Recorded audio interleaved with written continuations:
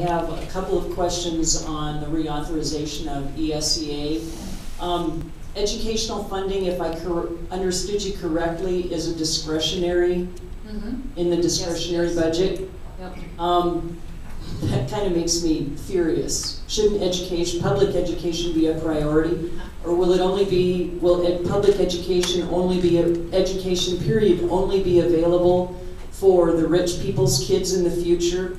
Government's putting many requirements on public education while not fully funding those requirements. Please tell us where reauthorization is and how funding will match the requirements of the Elementary and Secondary Education Act. Yeah, thank you. That's a great question.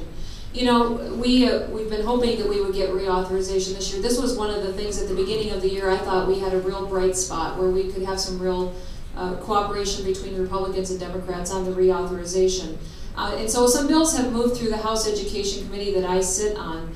And what we essentially did, a lot of those bills that have been moving through there and going to the House floor have added the kind of flexibility you were talking about. There are a lot of unfunded mandates down to our local school districts and down to the states, and requirements and hoops that they have to jump through in order to comply with some of the funds that come. So we've tried to add in these bills some of the flexibility of those dollars. So, because I think honestly, when you look at education, the people who know those kids the best are going to be those administrators and school board members and teachers and parents that live right there. I certainly don't think that a bureaucrat in Washington, D.C. is going to make those decisions better than people that are going to make that are closest to those kids. So some of those, we've removed some of those regulations that were tied to that and allowed those to come down. We consolidated some programs, made the definitions a little bit more broad, but consolidated programs so that they could be much more streamlined and effective.